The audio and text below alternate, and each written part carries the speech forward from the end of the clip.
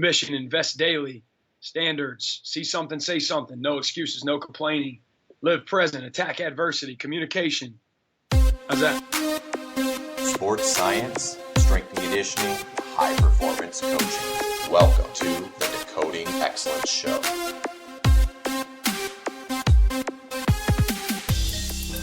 Today's episode is brought to you by Vald Performance, the makers of the NordBord. If you haven't checked out the website yet, I highly suggest you head over there now. The NordBord is a revolutionary performance technology that allows you as a practitioner to assess the hamstring strengths of your athletes you're working with. Whether it's rehabilitation, return to play, or performance testing, Vald Performance has the tools you need. Today on the show, I talk with Matt Shadid, Director of Strength and Conditioning at Arkansas State University.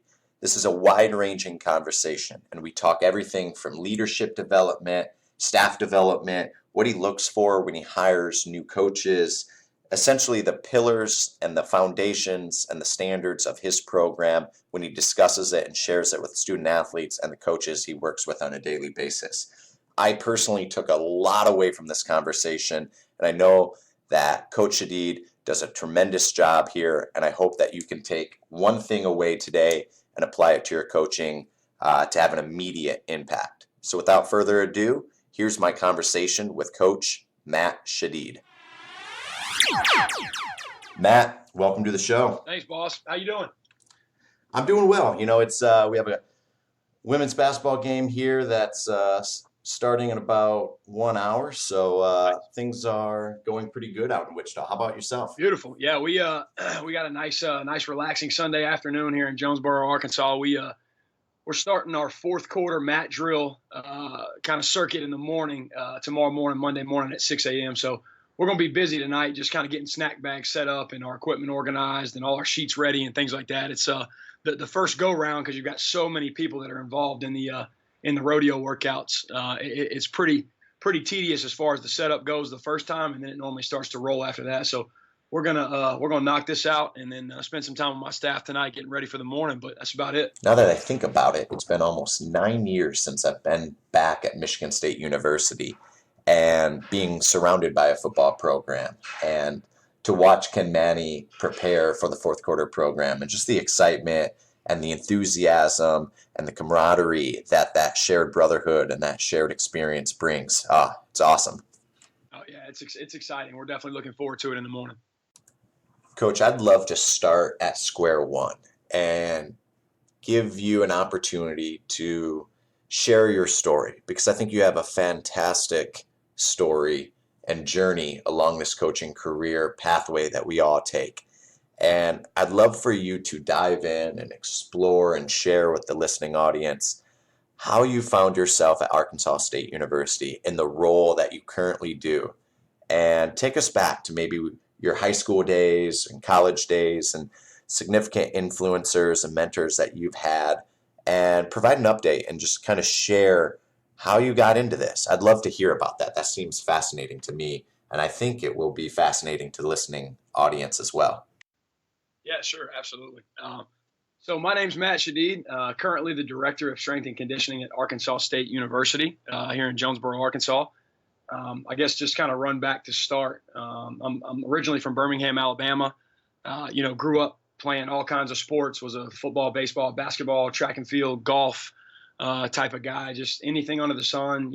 My dad was a big athlete, as he grew up and obviously in his younger years, and it just kind of rolled down to us. We were always busy doing stuff as a family because everybody was, athletics kind of going on in our household, I guess, growing up. So I was a very mediocre athlete in high school, but, that's kind of where I fell in love with the weight room, because I began to realize that, as I put time in and worked on myself and ate better and stayed after and got up extra shots and, spent extra time in the gym, I kind of began to fall in love with the process of investing in myself. And I think that's kind of where it really all started for me. And, on a further note, I became very interested in the body and just how it responded to weight training, and how when I ate better, I felt better, and, beginning to understand what it really meant to get good sleep, and how I could go harder and longer at practice than the guys around me, because I was doing things, off the field or out off the court that were helping me and assisting me. So, I really just kind of had this passion for athletics and this passion for, taking care of myself in the process. And again, directly with, avenues of strength and conditioning and nutrition and extra skill work and things like that. So, I decided upon finishing up at Spain Park High School, again in Birmingham, Alabama, in 2005, I took myself to the University of Southern Miss in Hattiesburg, Mississippi, and had some thoughts early on about trying to walk on as a basketball player, and then just decided, you know what, it was never really in the cards for me, and I didn't have this like deep burning desire to, play athletics, I guess, at the collegiate level. But I knew that if I was going to go there, it was an opportunity for me to study exercise physiology, because the program in human performance at Southern Miss was really, really, really good. And I had an opportunity to get an academic scholarship there to help kind of pay the way with some of the out-of-state stuff. So I went to Southern Miss and knew that's what I wanted to do, and immediately dove in.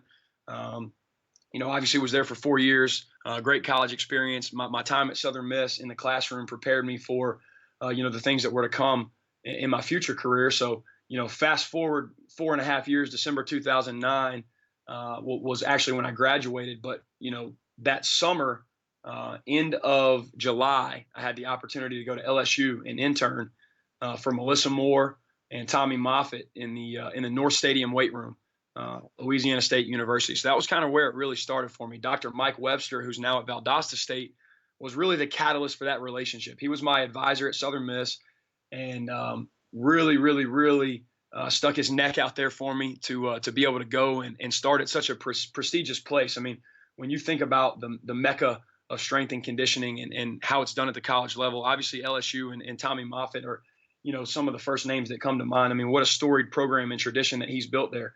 And so I got in touch through Dr. Webster with Melissa Moore and was able to go there and start an internship in August of 2009. Again, finished in December. So I was there for a short stint, and then that actually kind of concluded my undergrad work at Southern Miss, and was very fortunate from there to immediately land a graduate assistantship at Nova Southeastern University in Fort Lauderdale, Florida, as a D2 school. Obviously, beautiful landscape down there in Fort Lauderdale, Florida, so I was excited about that because I was young and excited about exploring new opportunities, I guess, at that point. So I went down there and had an unbelievable experience. The Division II level was something that I think was really cool and has contributed to just to kind of my overall knowledge of how things work at different levels. And I think it's been a huge attribute just for me in my career, being able to experience that, because it is very different than the Division I level. While I was down there, I got to spend some time with Bill Ferran, the director of strength and conditioning for the Miami Heat. Basically did I would call it like a mentorship. And I'll probably get to talk back about this story a little bit later, because he's somebody that really inspired me, again, as a young guy. I'm 23, 24 while I'm down there, about just what it means to be a real professional and what it really means to be vulnerable and open and a student of the game. So great experience down there, worked with a lot of teams, was there for about 1.5 years. Again, got to spend some time with Coach Ferran and the Heat. And then as I finished my master's degree, was fortunate enough to get a call from Coach Paul Jackson, who's currently the director of football strength and conditioning at Ole Miss. And he had basically a part-time intern or a paid intern position. And I was fortunate enough to get on staff with him there at Southern Miss in the 2011 year. So I was there for about 6 months. We had a heck of a year on the football field that season. I worked with women's softball, women's basketball, which was a great experience because I got to really dive into some of my own programming at a higher level while also being a part of a very successful football program. And then that December, when the football carousel started rolling, our head football coach, Larry Fedora, went to North Carolina, and Coach Paul Jackson actually got a call from Hugh Freeze to take the head football strength job at Ole Miss, again, where he currently is now. And again, was fortunate enough to be able to go with him there. Was at Ole Miss for 2 years, 2012 and 2013. And then, was again in the right spot at the right time, and fortunate enough to have a couple of the right connections. Blake Anderson was currently the offensive coordinator at North Carolina, and had just taken the head job at Arkansas State, and had basically referred back to Coach Jackson because we had all shared some time together at Southern Miss, where he had worked for Larry Fedora as well, and said, hey, I'm looking for a guy. I want a program similar to yours. I want the energy. I want the culture. I want the enthusiasm, some things that you're going to bring to the table. Obviously, in my mind, he's one of the best doing it right now. And I could see why people would refer back to him to see kind of who's next up on that train or in that tree. And Coach Jackson gave him my name, and we interviewed in December of 13, literally while we were at the bowl site. We were at the Music City Bowl getting ready to play Pittsburgh, and interviewed with Coach Anderson. Found out the day after the game that I got the job, and then literally, I guess the past 3 years here at Arkansas State have pretty much been history from there. So, and there's hopefully not too long-winded, but that's kind of the story. I'm by no means a seasoned veteran in this profession, but what I find fantastic and fascinating is that the longer I've been in this field, you truly get to realize how small of an industry this really is. And I think it's paramount for all of us to be tremendous professionals to the people that surround us, whether it's an intern, a graduate assistant, an assistant coach, a director, a student athletic trainer, professional intern, doesn't matter. You'll start to realize how significant these people are, and you never truly understand their influence and the power and the network that this small profession has until 3, 4, 5 years down the road when you're applying somewhere else or you're needing a recommendation, how important it is to be a great professional and to be a true mentor to the people that surround your program.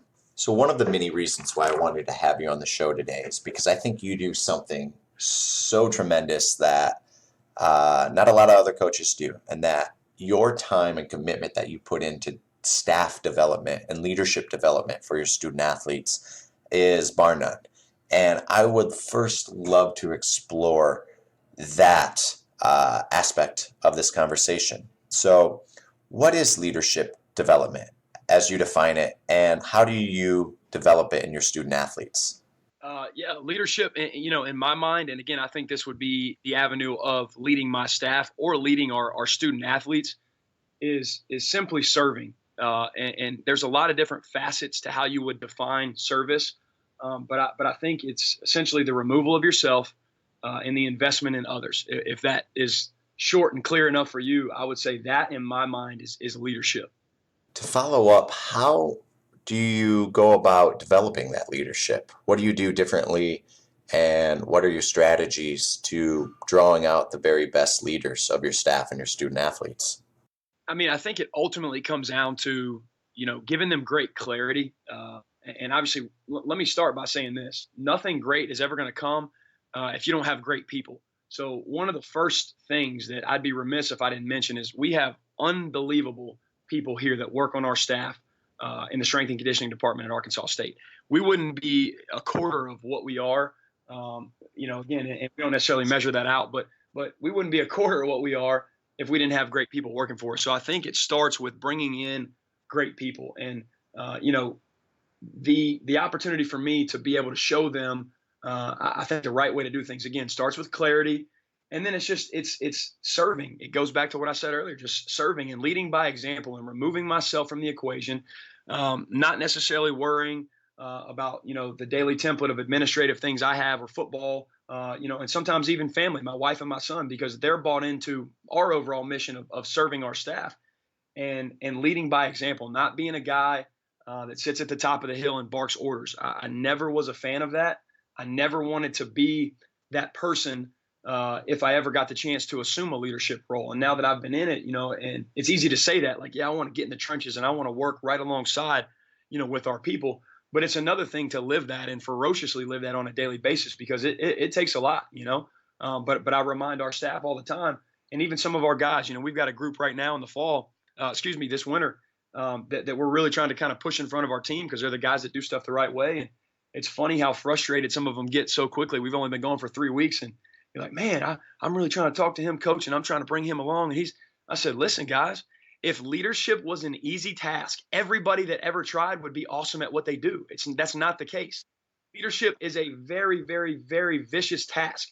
It is not for the weak or timid, and there are no days off. literally no days off. And that's not a Twitter message or some lip service or, like, let me flex in front of my staff or our guys. You literally have to do it every single second of every single day if you want to be successful in a leadership role. So, again, just trying to be that light and be that guy that, again, is rubbing elbow to elbow with our staff and our players and saying, hey, listen, it's a tough task, but we're all in it together and we're all going to push each other forward. So, just attacking it every day. And we're going to circle back to the people that you surround yourself with and how important that is to the success of your program. But before I do that, I want to dive into the idea of having no days off and having consistent leadership, which I find to be absolutely crucial to the success of a program. You can't be one person on Monday and a different leader on Tuesday. The consistency of leadership, the consistency of standards is absolutely necessity. Did you find this as a necessary point of emphasis for you at Arkansas State? I really want to say I think it started because I never really understood the real value of kind of bringing a dynamic personality and an enthusiasm to the table. When I first started, I was very interested in X's and O's and programming and linear speed development and movement. Like there's so many things about this field that just really, really, really just inspired my mind and drove me to be a professional in this realm. But then watching and being around coaches, Paul Jackson's the first one that comes to mind that bring it on a daily basis and have a fire for what they do and bring energy and watch guys buy into the message and the passion, not even so much for what he's saying or the things that he's preaching, but because the energy and the enthusiasm and the fire for what he believes in is there. And so really understanding like, wow, this stuff has way, way, way more of an impact and an influence on these young men than any type of, set rep scheme or periodization cycle I could build. Like that's not it. And I learned very quickly that, all that stuff on the paper is great, but it doesn't mean anything if you're not selling it and you don't believe it and you don't live it every day. And these kids aren't willing to bend over backwards for what's on that card or what's on that sheet or what's on the menu for the run. It doesn't matter. So watching Coach Jackson and then getting the chance to obviously come here and kind of start to build that myself, one of the things we said when we started was like, we're going to bring great enthusiasm every day. And I'd be a liar if I was going to try to sit here and say we had it all figured out to start. But I do tell you this, one thing we knew was that we were going to bring enthusiasm every single day. And you could see within a couple weeks of us being brand new that like guys just really bought into that. Like, hey man, every day I come in here, I feel like I'm valued. I feel like I'm getting the truth told to me. I feel like I'm being pushed in a positive way. And seeing the kickback from our players, just immediately reminded me like, this is why this is so important. And then, I began to connect the dots, and obviously I'm going to lead our guys, but I'm also going to lead our staff and just making sure that, wow, if this is this important, for the buy-in for our players, and I'm going to try to come, or I shouldn't say try to come in here, but I'm going to try to bring people in here and develop them as leaders and then send them out to hopefully bigger, better things. And this has to be a paramount of our teaching philosophy as far as, staff development and education goes. So I would say just early interactions. And again, not just with what we did, but watching other coaches who really brought it and really could grab kids' hearts and get them to buy in. It really encouraged me to say like, hey, this is a huge piece of what you're going to be able to do as a professional. And again, you can just kind of watch our literature shift over the past 3 years. And it's way more focused on the inspiration and the enrichment of our kids and our staff, as opposed to, we're going to build this great program and we're going to be in great shape and we're going to be tougher than our opponents. Like that's still there, but it's fallen way down the priority list, if that makes sense. No, I think it's crystal clear on that.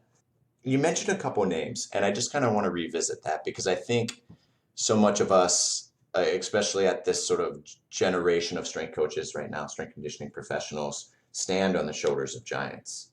But with this leadership sort of emphasis, are there anyone that you consider mentors of yours as far as what they do consistently day in, day out?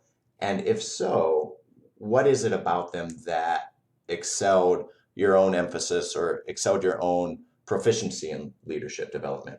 Again, I would have to go back to Coach Paul Jackson. I mean, I spent so much of my time as a young coach, under his tutelage and mentorship. just the daily fire for wanting to do whatever we needed to do for our kids to be better. To see his passion on a daily basis, to come in and to bring up questions about things that he was reading and pitch them amongst the staff. And we'd have these long, like 2.5 hour dissective conversations. And there was no ego. There was no winner loser. It was just all like, let's try to get as confused as we possibly can. So then we can actually come to like some founded ground on what's right or what's wrong. And like seeing him lead us like that was so inspiring, because I realized like you don't have to be right all the time, because I still thought he was the smartest guy I'd ever been around. Even when he said, oh, okay, I got you. That makes sense. I like that, and for me to hear those words as like a 25-year-old assistant of his, every now and then, and for us to just get into these long conversations and to pitch all these ideas to everyone and just constantly be trying to find ways to make our kids better. We would dissect and analyze everything, not to the point that it paralyzed us. It was in a very positive way, but just to go through and continue to be progressive on a daily basis. I think that was one of the biggest avenues, again, particularly that he used that really inspired me was just the progressive nature and the fire in his belly to do whatever it took to give our kids the best situation or environment to grow themselves as a young men and as college football players. When I even look back at the mentors I've had in my young coaching career, I think it's a similar story that we all share, that we all had someone that took us under their wing, helped us out, helped develop us. And I just find it so crucial to continue to pay it forward to other young coaches in the industry. I want to circle back to something you said earlier in this conversation about surrounding yourself with the very best people. And I found, as I really hone in on the people I invest my time with, that the quality of work that we all do has exponentially increased. So I want to ask you, what are the qualities that you look for in the coaches that you hire or put into leadership positions? Oh, I love it. That's a great question. Thank you for asking that. Here's the biggest thing. Here's what I'm not looking for. I guess I should say what I'm not worried about. And I think this, sometimes I talk with other people and it kind of boggles their mind a little bit, but I think it has built the staff that we currently have.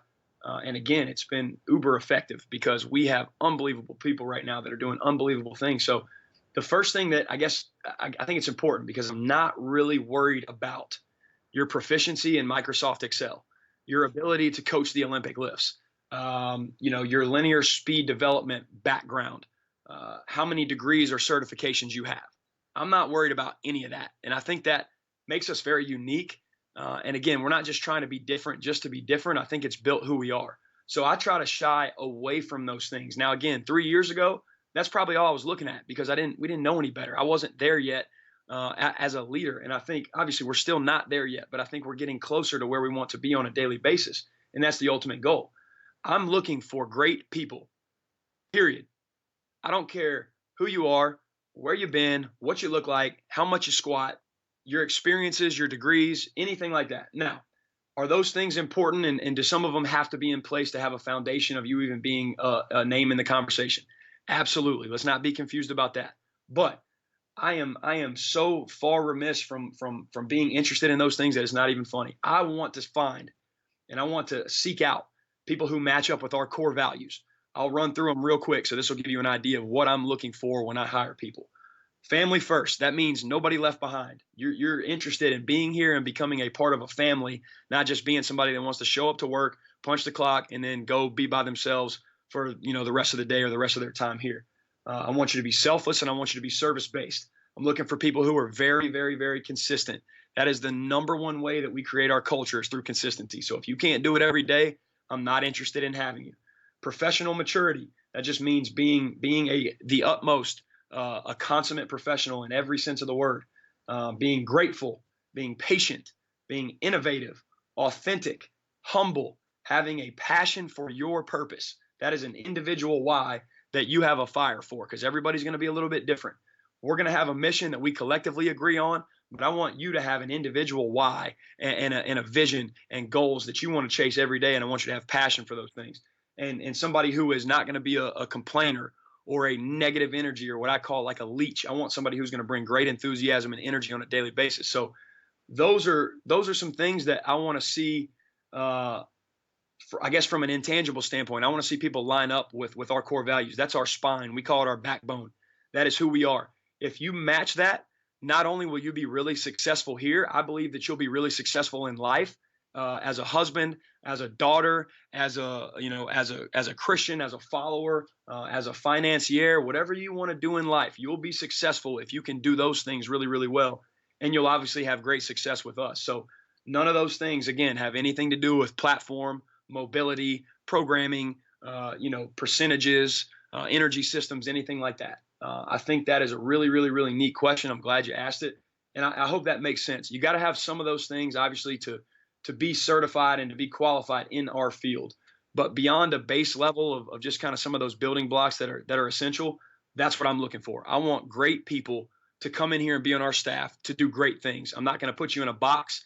I'm not going to say this is how we do things here and you better do it this way because that's the only way to do it. No, we're going to live by a mission, and we're going to live by a few standards of execution. And then other than that, I want you to be the great person that we hired, and I want you to go do great things. And I think it kind of comes back to the idea of sort of this swinging pendulum between artistry of coaching and the understanding of what it takes to be a great coach and the science necessary to do this position and do this job. And I think we're maybe on the advent with sports science and technology swinging too far in the direction of the actual X's and O's. And I think we're maybe losing touch of the artistry, the communication, the understanding of behaviors, the understanding of what it means to be selfless and consistent and professional. And I think those are crucial to developing as a coach that can execute a sound program. Well, and here's another thing too, while we're on that topic real quick, because I think this is important.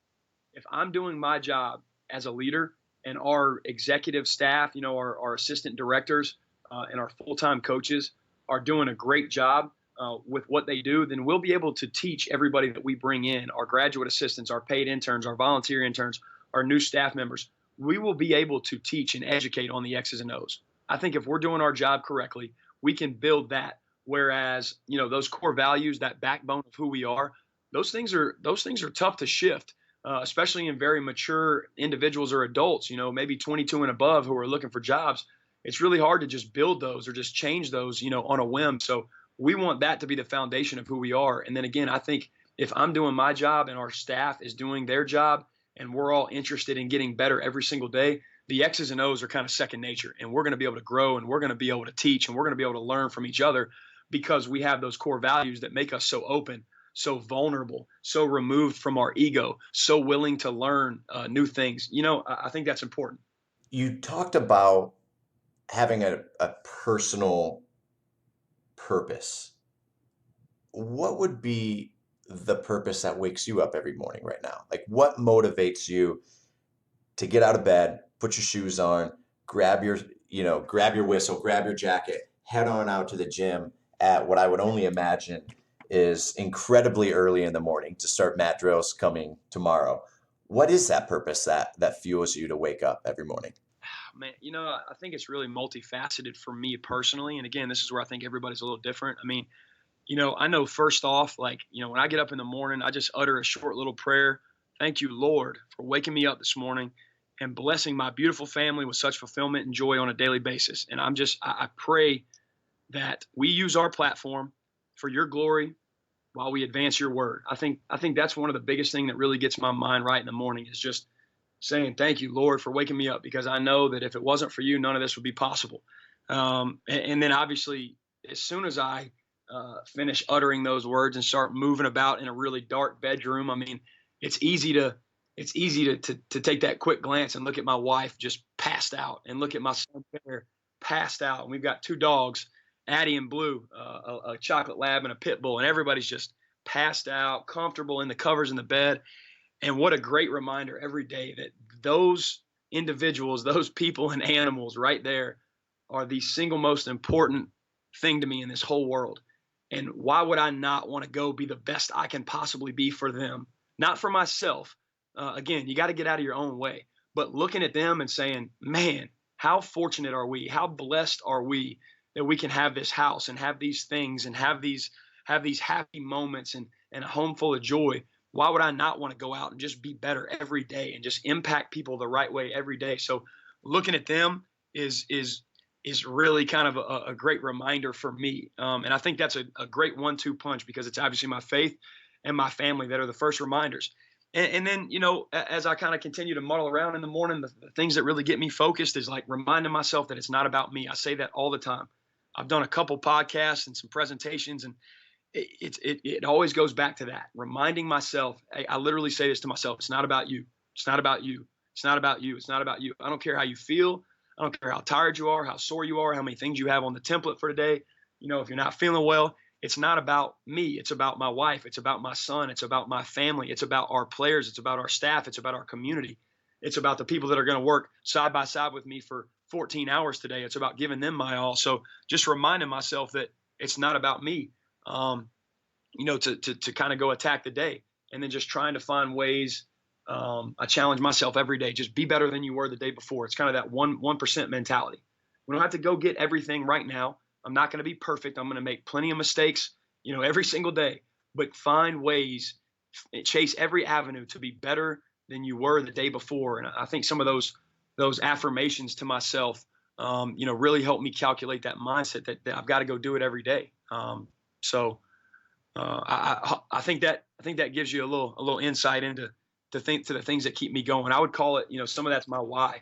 Eric Thomas, the hip hop preacher, E.T., he always talks about having your why. And when you've got a why, the how, the what, and the when, all that becomes very easy. And my whys are, again, my faith and my family, and doing it for the people, who brought me up, like my friends back home and my colleagues across the country and people that have mentored me. Like, I don't want to just end my career and be okay, and then have Coach Jackson say, oh yeah, well, that was one of the guys that I pushed out, and he's doing an okay job out there. He's pretty good. I don't want to be pretty good. I don't want to be okay. I don't want to have my father, who taught me everything that it means to be a man. I don't want him to have to say like, hey man, you're doing some good stuff. Like, I want him to be proud, and I want him to say, that's my son and he's doing great things. And, I want to have a legendary career in this field as a professional.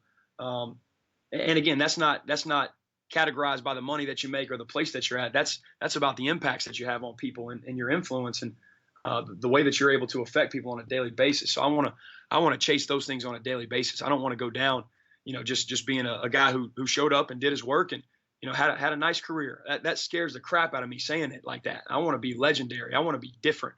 I want to be somebody who's paving a way, for young coaches and for people that are coming up in this field. So that's kind of what gets me going. Oh, no doubt. I think there's no better way of trying to remind, you as a coach about, what's your purpose, why you wake up, than the addition of a family, especially when you have, a son, or you have a wife, or you have a husband, or whatever.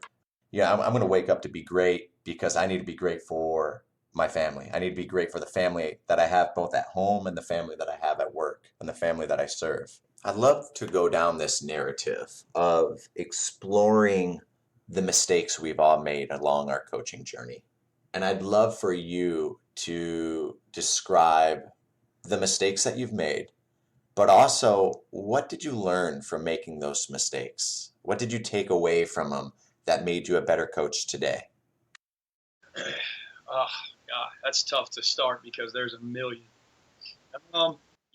Without even getting into like very, very, very particular ones, I mean, I could literally go through and rattle off probably about 3 solid mistakes per day in my first year of being the director of strength and conditioning here. So that would probably take up the next, 38 hours of your podcast. I don't want to be on that long, but, I think impatience, in a very general sense was a huge mistake that I continued to make my very first year because I wanted everything to be so perfect. And I was so just OCD about everything being absolutely correct. And if it wasn't correct, then it was just wrong and I was a failure and things like that. And I wasn't ever necessarily afraid to fail, but I think that was definitely a mistake that I made a lot was being impatient and just not understanding that there is a process to building a culture and building a team and building a family here at Arkansas State. I think sometimes another mistake, again, in a very general sense, because I've done this a million times, I'm probably still doing it now, is trying to bear too much of the load. there's the macho male ego inside of me screaming like, you can do it. It's your work. Just handle it. But that's wrong. It's not. I've got great people around me that can help offset some of the things that I've got to do on a daily basis. And I just have this mentality sometimes of like, it's mine. I need to do it. And that's not good because it takes away from family time, again, whether it be family at home or family here with the staff, and kind of running myself thin sometimes, and not giving work and opportunities to the people around me. So I think those are probably a couple big ones. But I think one thing that I learned early on was not being afraid to fail. And I've really run with this in the more recent history as opposed to early. Is just, we had a culture committee that we do with our players. All student athletes are invited. We do it on Wednesday nights in the summertime. And the first summer that we did it, we had a John Maxwell excerpt that's in his daily reader, and it talks about failing forward versus failing backwards. And obviously I was preparing the stuff that week for our kids, but it was just one of those, and you'll know what I'm talking about when I say this, because you have those like aha moments, and reading this passage and getting it prepared for our kids, it was just smacking me in the face. You know what I mean when I say that? Like, I was, hello, coach, like earth to Matt Shadid. This is written for you right now. And it really became a piece of like what we not only talked about that night, but that we talked about a lot moving forward with not just our football players, but a lot of our student athletes who showed to that particular meeting, and also with our staff, is not being afraid to fail, one, but understanding that failure is essential. Failure is a necessity. It's guaranteed on your path to success. And what I really began to understand more than anything was that the more that I fail, the better I will be. And again, I was younger and dumber and more immature then than I am now, I think. And I didn't understand that. I was like, what? No, I want to be perfect. I can't fail. I got to do this no. It's okay. And failure, again, is like the stomping ground. It's like where the birth of success comes from, like all your failures. And I really started to understand that, not meaning that I'm going to go out and just try to bomb stuff every day, but being okay with making mistakes. And, those trial and error periods that I call sometimes. I do it with our interns. We just got a couple in. I'll give you an example. We just got a couple in for the winter semester, professional interns, two great young coaches that are volunteering with us this winter. And we go through an enculturation process in the winter, where we basically talk about our staff mission, core values, standards of execution, and some of our house rules. It's very, very specific. These are the things that I'm going to demand of you every single day. And then that's really it to start. We don't do a huge like in-service on every program or anything like that. I want great people to come in and be great people. But that little trial and error period is awesome, because we've used it before and it's really helped us grow our coaches. And it teaches them that it's okay to make mistakes. It is okay to fail. You're going to grow yourself if you're okay with failure. It also teaches our young coaches and interns to lead themselves, to go, not just have a checklist of, hey, on Tuesdays, you need to have A, B, C, D, E, G, and F done, by 11 o'clock, because all we're essentially doing is teaching people to be really good at following directions. And I said early on, we're not going to do that. I don't want to create a bunch of followers. I want to create some leaders, man. And it gives them an opportunity to gain real confidence, not like fake confidence. Like, hey, I checked the box. I did a good job today. No, this is like in the trenches, like the fire is hot. I messed up and I got better, real confidence.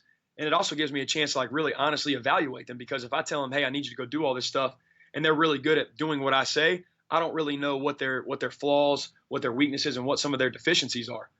So we've literally almost built that thought of it's okay to fail into a process with our new hires or with our volunteer interns of, listen, we're going to bring you in and we're going to enculturate you.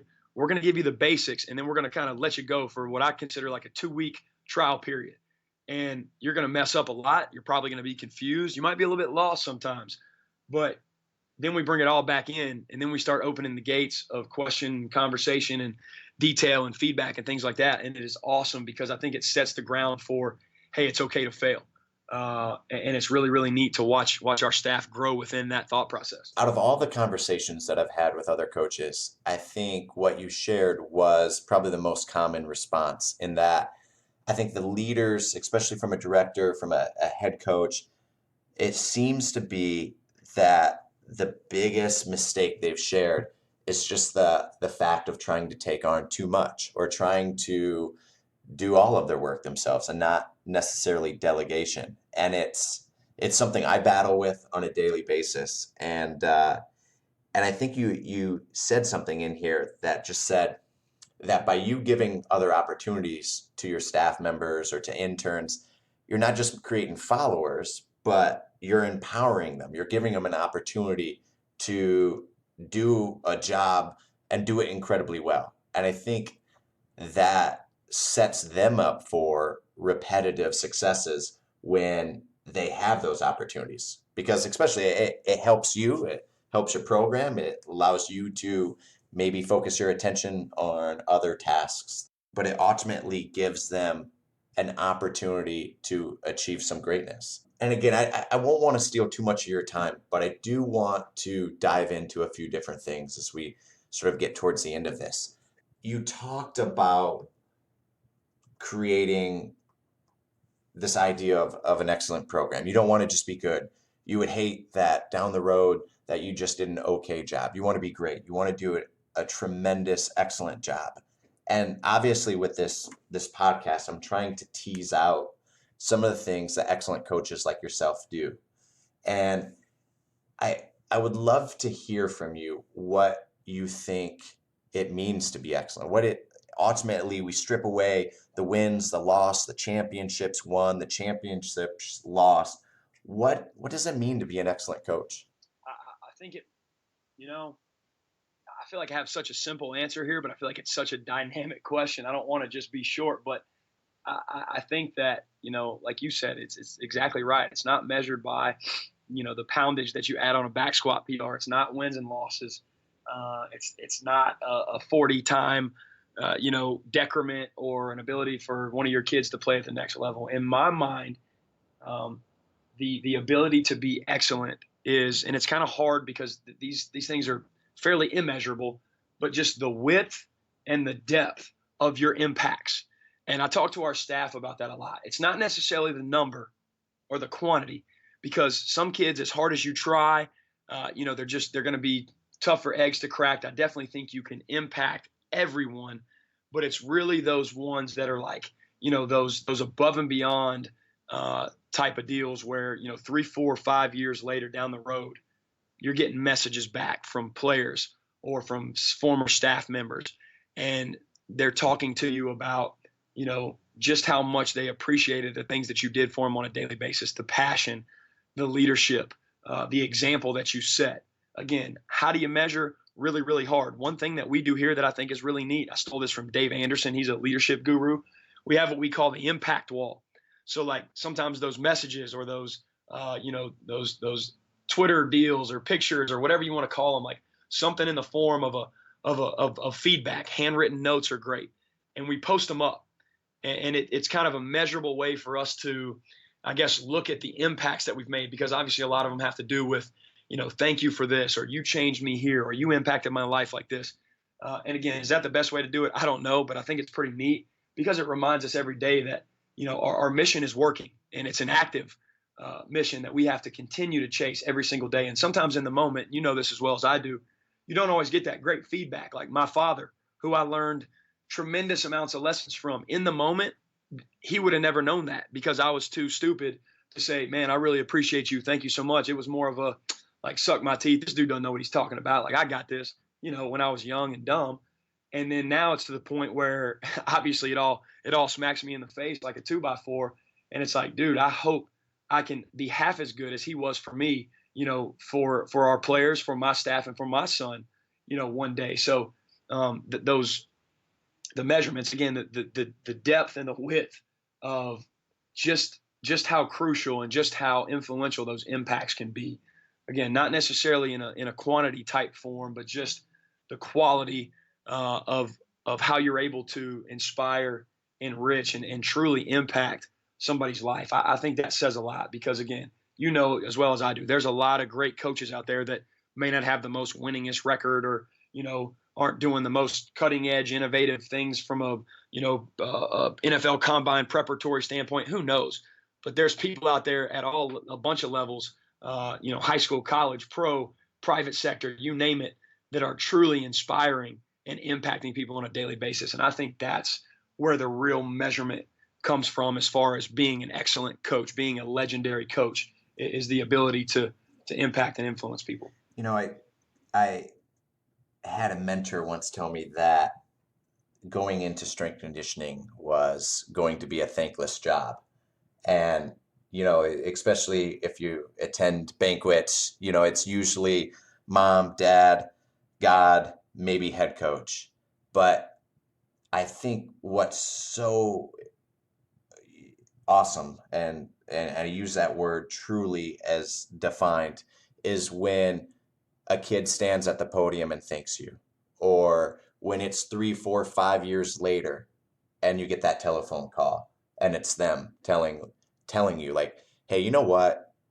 I didn't appreciate it then, and it took me a couple years, but I truly appreciate what you do and what you did for me in my young life. And I think while you might not get the quantity of those moments, the quality of those moments, when you do reconnect with a student athlete and they share that impact that you had on them, you don't know it day after day, your microcycle or your mesocycle, but it's really, down the road 4 or 5 years later when you make that impact with a student athlete. It's truly unbelievable. I'll give you a good example. This past year, we had a grad transfer wide receiver come in, and this is one of those kids that it was like pulling teeth on a daily basis. Just really, really gritty. And I was always at him because he has a chance to be special. He's preparing right now to hopefully get a chance to play at the next level. Just always on his back, always in my office. We would go at it, but it was in the most positive, uplifting ways. But he was one of those guys that just demanded a ton of attention from me. And sometimes I felt like I was never getting through to him. And again, I say that, and probably everybody listening is familiar with those athletes, and as you are as well. And it's just funny because you fight that fight and you fight that fight, and it's a good fight, and you just keep fighting and you keep fighting it. And this December we played in the Cure Bowl, got a big win over Central Florida, and he was the MVP of the game. And after the game, I was walking around in the locker room with my son. So Bear was with me; he's on my arm. Everybody's partying and dancing, celebrating, and I had just stepped out into the hallway, and he was coming out of the locker room from a media interview, and I had already hugged him on the field. I gave him another big hug. I said, "Man, you do not know how proud I am of you. Everything that you have been blessed with, because he's standing there holding his MVP trophy in his hand." I said, "You have earned." And he just he smiled and he shook his head and he looked at Bear, and he said, "Man," he said, "you're not going to know this now, but you'll know it one day. You are beyond lucky to have that man as your father." And I literally hugged him again and smiled. And then in the hallway, I started crying like a baby, because if that don't hit home with you, I don't know what does. And again, we could have lost that game by 50. But that comment right there, whew, man, you talk about changing your life and reminding you about what's important. That's it right there. No doubt. If that doesn't give you a sense of purpose of why you come into work every single day and why you wake up, I mean, I don't know what else will. That's right. You're lost if that doesn't help you. Well, Coach, I want to thank you for coming on. I don't want to take too much of your Sunday. I know you got a busy day ahead of you with setup and getting everything's ready. If you could request something from anybody that heard this podcast, heard the show, what would be your request of the audience? Pay it forward. Pay it forward. I'm really big on taking care of my staff. And a lot of times that ends up probably being financially more than anything. I love to take everybody out to eat, bring them over to eat, buy the coffees, buy the smoothies, buy the, somebody's going to go make a supplement run or something. I'm like, here, just take my card. Because, and again, not that it's about the money. That's not it. But just, I feel like that's what kind of dominates it sometimes. But, and again, we've got great people and they're always like, "No, Coach, no. One of my staff members, we do an evaluation every semester. And one of my weaknesses, because I ask my staff members for them to identify my weaknesses as a leader. And his number one weakness of mine was that you buy our coffees way too much. So that is funny, but they always ask no, you can't do that. And I said, listen, I'm going to, and just accept it and appreciate that we get to help each other in this type of environment. But my one request would be that you pay it forward. When you get a chance to go on and do bigger and better things. And again, it doesn't necessarily have to be monetarily, but just pay it forward, man. Serve the people around you. Love them on a daily basis. Challenge them to be better. Take care of them when you can. Let them, you get somebody new on staff, let them come live at your house if they can't find housing. Do things like that. And don't just be so lost in the sense of what's going on. You're just like, oh, I can't do this. You're too kind. What do I do to repay you? I can't buy your coffee. But that don't get lost in that. My one thing is just pay it forward. The things that you believe are right, and dragging people the right way, and again, inspiring them and enriching them along the way. Continue to invest and make those deposits in people, and just pay it forward, because that not only, again, comes right back to you in the form of a self-improvement, but it changes our world like one person at a time. It literally does. And we need more positive things going on in our society. I mean, shoot, you turn on the TV or the internet, Twitter, it's a crazy world we live in right now. We need more of the good stuff, and it's out there, and we just need people that believe in that good message to keep driving it forward, and to pay it forward, and to just deliver it and lead it from the front. Oh man, you're preaching to the choir for sure. Hey, Coach, where can people find you? If they had a question, they wanted to connect to you, or maybe, see some of the things that you're doing behind the scenes with both your staff and some of your football guys, what's the best way they can reach you? Where can they find you?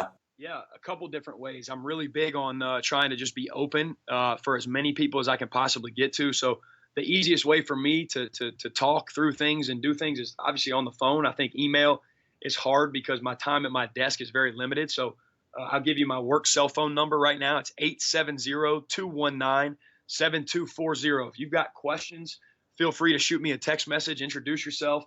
Maybe we can follow it up with a phone call. I think that's a great way to do it. An email address, again, if you find that to be the best avenue, what I'll probably do is respond back and say, hey, here's my number. Give me a call. Let's chat.